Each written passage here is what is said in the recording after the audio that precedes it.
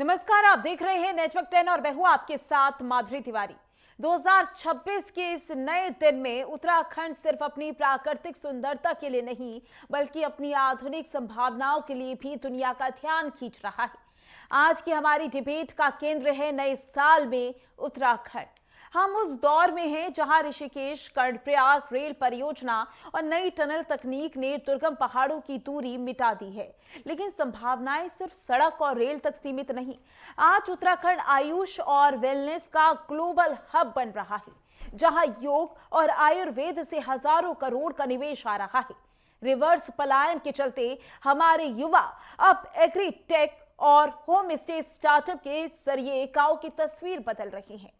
साथ ही सीमांत क्षेत्रों के लिए वाइब्रेंट विलेज योजना ने सुरक्षा और समृद्धि का नया अध्याय शुरू किया। आज हम विशेषज्ञों के साथ टटोलेंगे कि इंफ्रास्ट्रक्चर, कनेक्टिविटी और अत्याधुनिक आपदा प्रबंधन के साथ कैसे उत्तराखंड अगले दशक तक सबसे उभरता हुआ राज्य बनने की ओर अग्रसर है।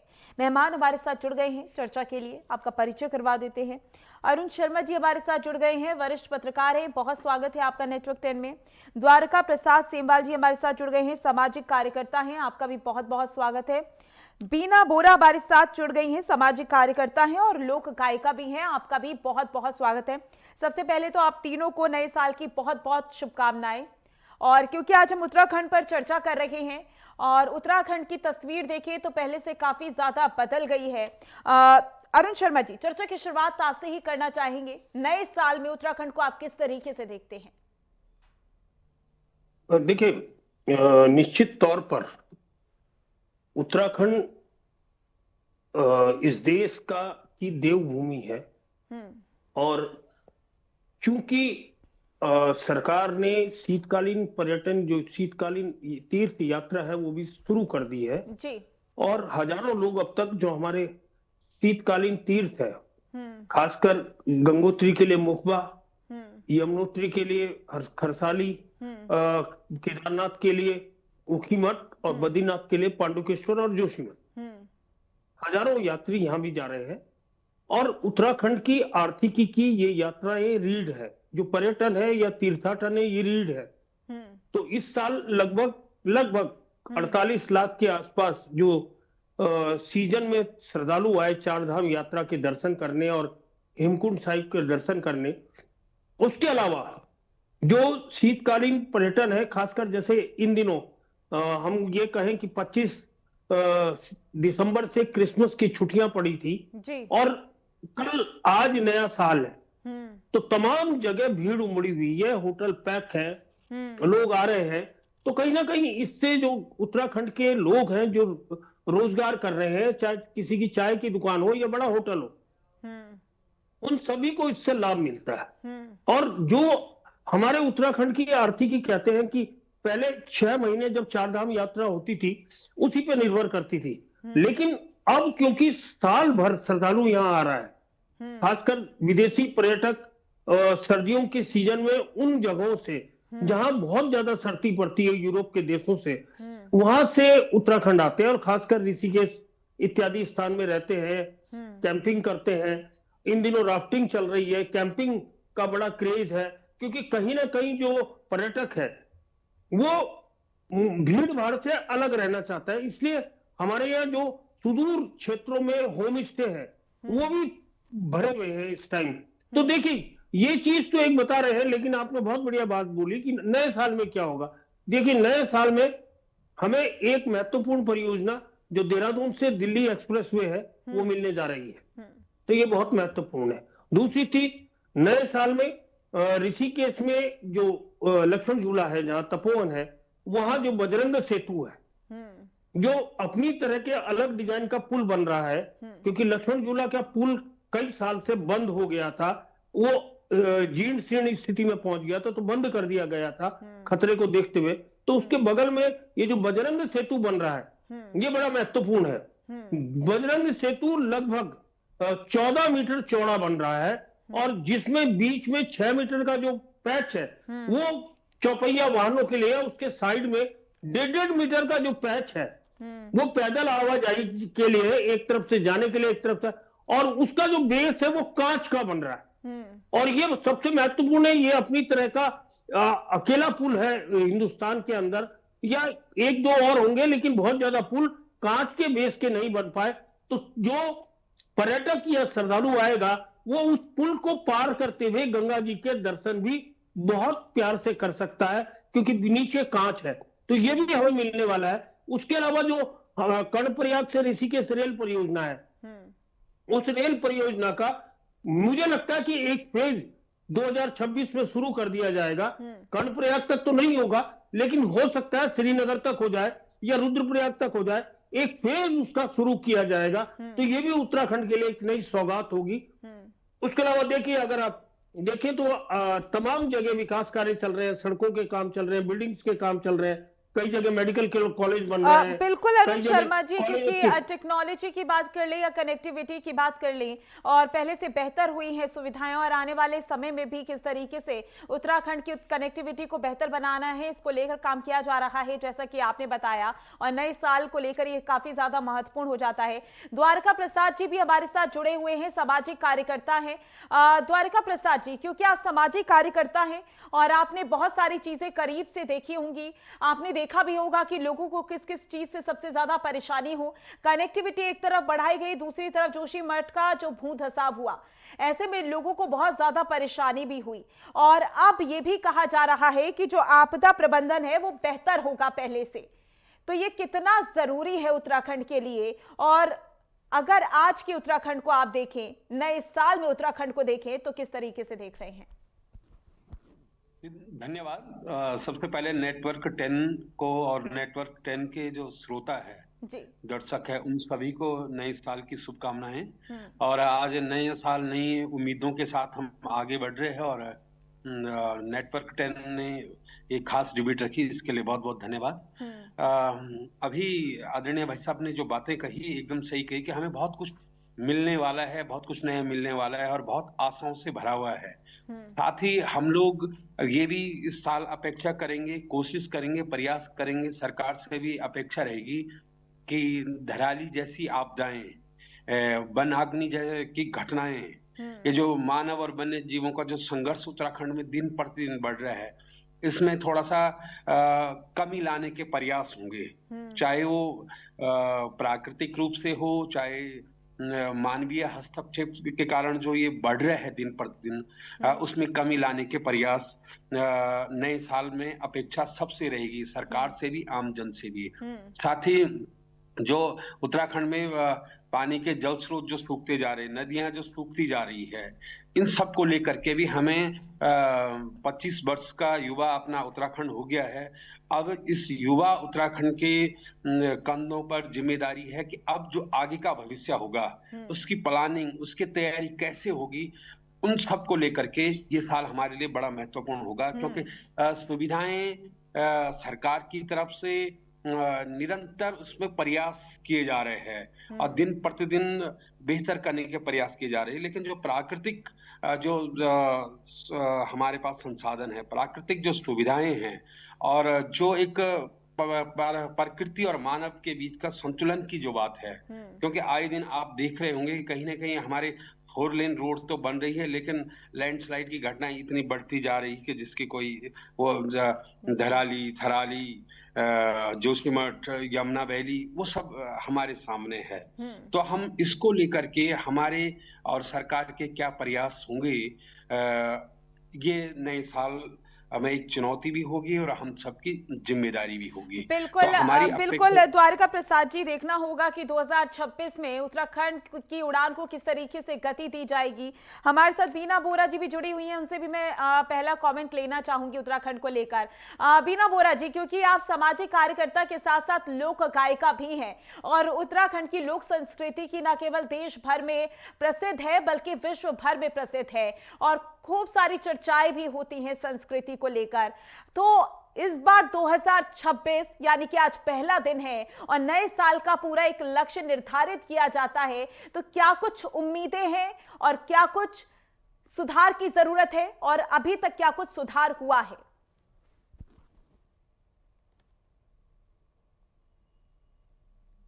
बीना बोरा जी, आपका माइक म्यूट है, अनम्यूट कर लीजिए उसे।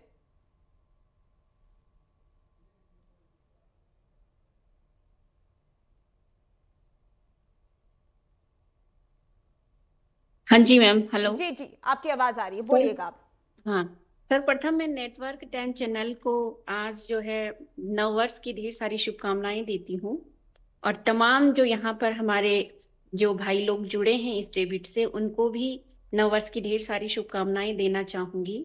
और मैं भगवान बद्री विशाल जी से प्रार्थना करती हूँ कि हमारा उत्तराखंड, हमारा प्रदेश, हमारा देश जो है इस नए साल में समृद्ध बने और सुख शांति बनी रहे।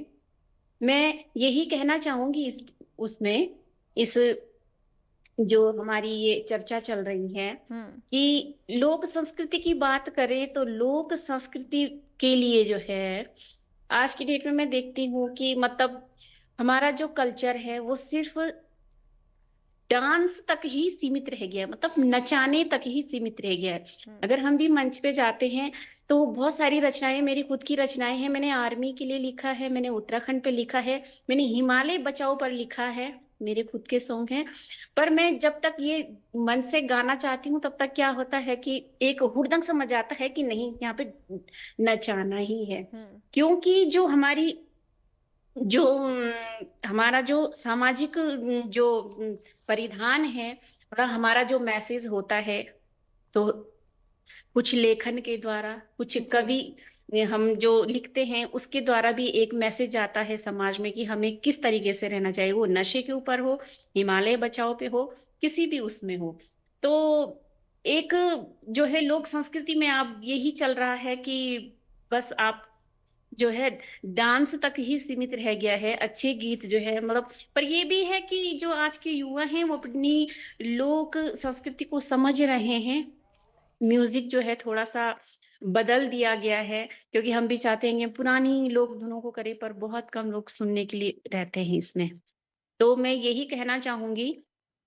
और लोक जो हमारा संस्कृति विभाग है, मैं से इस न्यूज चैनल के माध्यम से ये कहना चाहूंगी, चाहे हमारे आयोजक समिति हो या हमारा संस्कृति विभाग हो, कि जब हम भी मंच पर जाते, हम भी चाहते हैं कि हम एक दल के साथ जाएं, जो हमारे म्यूजिशियन है उनकी संख्याओं में वृद्धि हो, उनका मानदेय बढ़े। मैं ये न्यूज चैनल से कहना चाहूंगी। और रही बात हमारी जो धरोहर है, हमारी जो प्रकृति जो है, उसको जो है आज की डेट में देखो आप, यहाँ भालू लग गया है, वहां बाघ ने खा लिया। क्यों लग रहे हैं ये भालू? क्योंकि वनों की अंधाधुंध कटान के कारण, है ना। वनों में आग लग रही है, तो कहाँ जाएंगे वो जो हमारे ये पशु हैं, ये कहाँ जाएंगे? ये हमारी आबादी वाले क्षेत्रों में ही तो आएंगे। तो मैंने लिखा है, मैं आपको 2 लाइनें सुनाना चाहूंगी। मैं लोक गायिका हूँ, तो आज जो है आपके समक्ष अपनी जो है जो मैंने लिखा है, मैंने लिखा है कि हरिया भरिया बणु माँ आग नी लगावा, हरिया भरिया बणु माँ आग न लगावा, हिमालय तुम बचावा। पशु पक्षियों को घर नी उजाड़ा, पशु पक्षियों को घर नी उजाड़ा, बेमोत यूं ते निमारा। कनी भली लग दी रोतेड़ी डांडी कांठी, दूर दूर बिटी ओनन यख सैलानी, मखमली बुग्याल बांझ जड़ियों को पानी, काटा न यूं ते हिमालय बचावा, हिमालय बचावा। तो ये गीत आपको मेरे जो YouTube चैनल के माध्यम से सुनने को मिलेगा। और मैं यही कहना चाहूंगी। बिल्कुल बीना बोरा जी, और अरुण शर्मा से भी ये समझना चाहेंगे, क्योंकि आपने लोक संस्कृति की बात कही है, कनेक्टिविटी बढ़ रही है। और अरुण शर्मा जी, क्योंकि हम यहाँ पर उत्तराखंड की संस्कृति जो है वो विश्व भर में प्रसिद्ध है, और जैसा कि अभी द्वारका प्रसाद जी ने भी कहा कि ना केवल बल्कि देश भर से, बल्कि अब तो विदेशों से भी लोग यहाँ पर आते हैं। लेकिन जैसा कि अभी बीना बोरा जी ने कहा कि एक डांस तक ही सीमित रह गई है उत्तराखंड की जो संस्कृति है, क्या आपको भी ऐसा लगता है? और आगे आने वाले समय में एक सवाल और इस पे मैं ऐड करना चाहूंगी, आने वाले समय में हर एक क्षेत्र में इसको बढ़ावा मिलना चाहिए। देखिए, एक महत्वपूर्ण चीज हम लोग मिस कर गए थे। इसी अगले ये 2026 में ही नंदा राज्य यात्रा भी है। तो वो बड़ा महत्वपूर्ण इवेंट होता है उत्तराखंड में जी। और नंदा राज्य यात्रा में देश विदेश के हजारों लोग जुटते हैं, जो नैनीताल से शुरू होती है, मानंदा के क्षेत्र से और बेदनी बुग्याल से लोहाजंग तक जाती है। तो उसमें बहुत ज्यादा लोग शिरकत करते हैं और सरकार भी उसके लिए बड़ी तैयारी कर रही है। लेकिन वो चीज अलग है। लेकिन मैं इस चीज से कतई इत्तेफाक नहीं रखता हूं कि जो उत्तराखंड की जनता है, ये केवल नाचने पे ही यकीन करती है। हम लोग लगातार देख रहे हैं, ठीक है, वो एक यूथ का ट्रेंड है। यूथ पंजाबी सॉन्ग में नाचता है तो गढ़वाली सॉन्ग में भी नाचता है, कुमाऊनी सॉन्ग में भी नाचता है, वो एक ट्रेंड हो सकता है। लेकिन आज भी अगर नरेंद्र सिंह नेगी के पुराने गाने हम उठा के देखें तो आज भी लोग उन्हें सुनना और गुनगुनाना पसंद करते हैं, जिनमें नाचने की कतई जरूरत नहीं है। और या और पुराने गायकों के हम चंद सिंह राही के देख लें या और लोगों के देख लें, तो मेरा ये ठीक है कि आज जब आप कोई कंसर्ट होता है, कोई प्रोग्राम होता है, तो उससे सुनने ज्यादा यूथ आते हैं, तो नेचुरल है कि उनका रुझान डांस की तरफ है।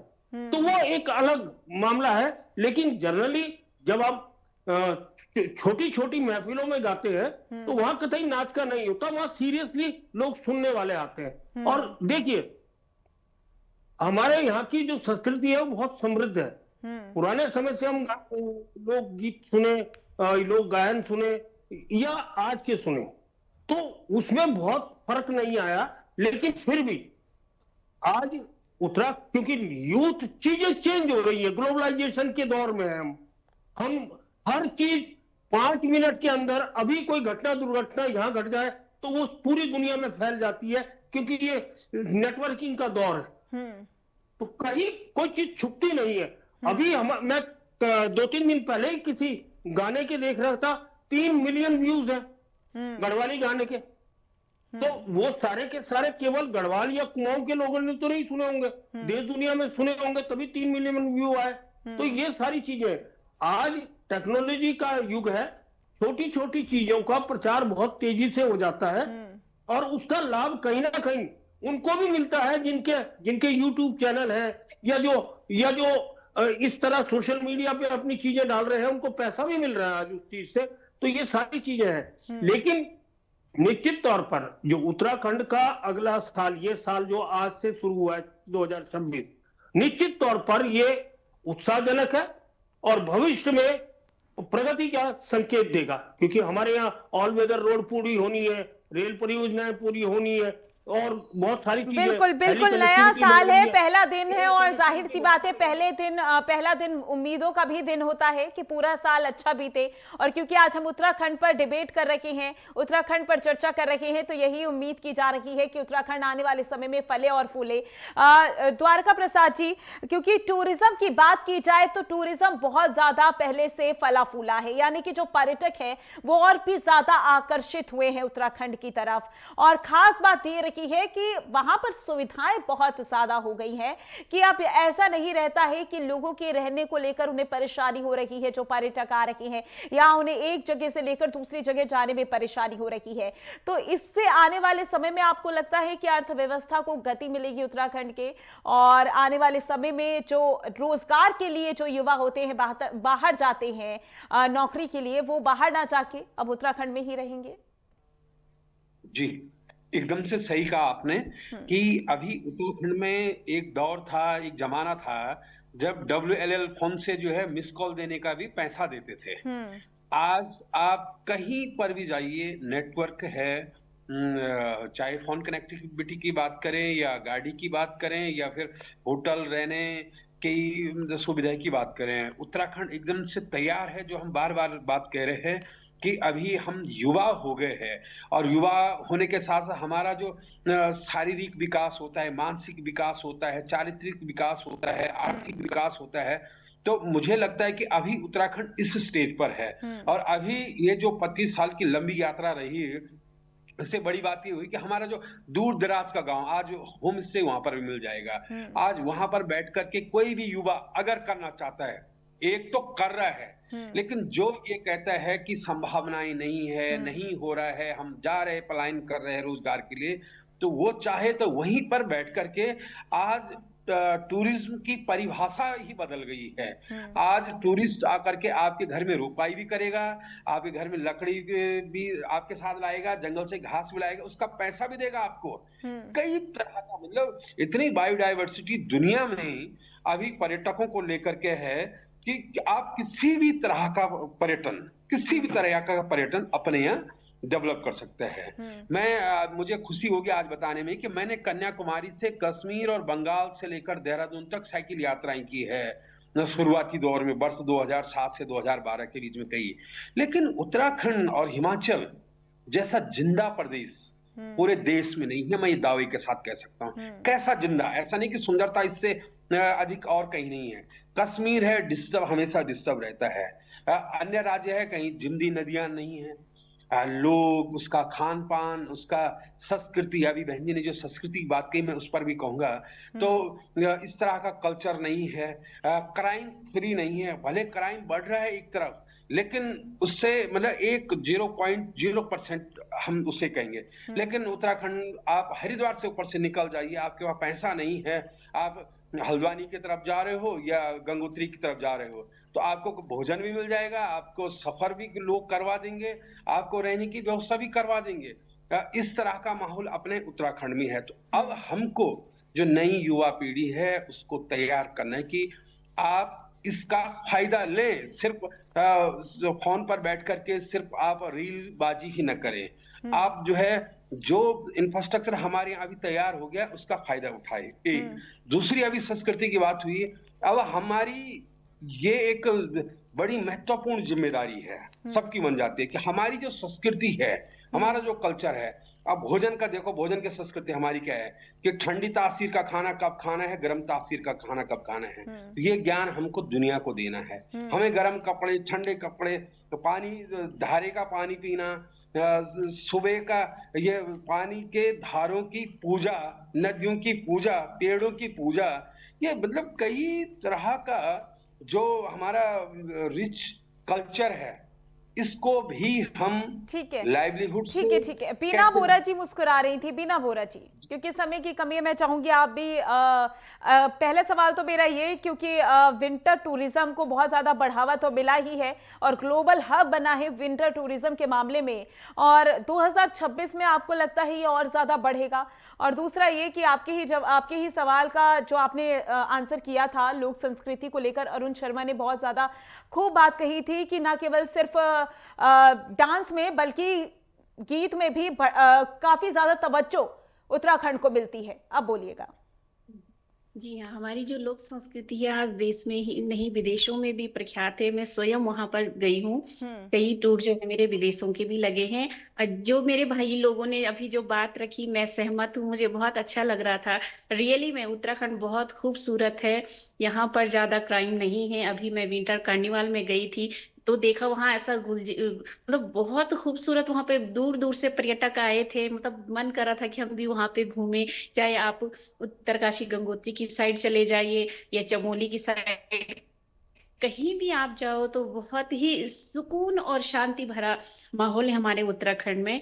और मैं ईश्वर से यही प्रार्थना करूंगी ये सुख शांति हमेशा बरकरार रहे। हमारे युवा, जो आप टूरिज्म की बात कर रही हैं, रियली में कहीं पे भी जाओ तो आपको होम स्टे मिलेंगे।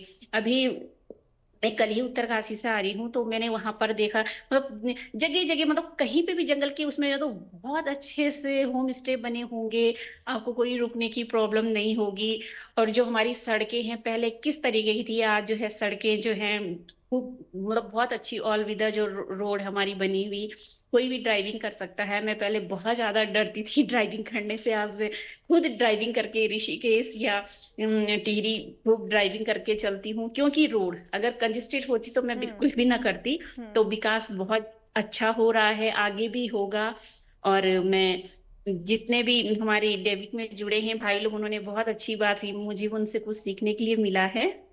और बिल्कुल और देखना होगा कि क्योंकि हमने बहुत ज्यादा उत्तराखंड की चर्चा की है, आने वाले समय में भी इसी तरीके से उत्तराखंड विकास करे और आने वाले समय में जो उम्मीदें की जा रही हैं उत्तराखंड के विकास को लेकर वो भी पूरी हो और जो लक्ष्य निर्धारित किए गए हैं वो भी लक्ष्य हासिल हो। आप तीनों का बहुत बहुत शुक्रिया हमारे साथ चर्चा में जुड़ने के लिए।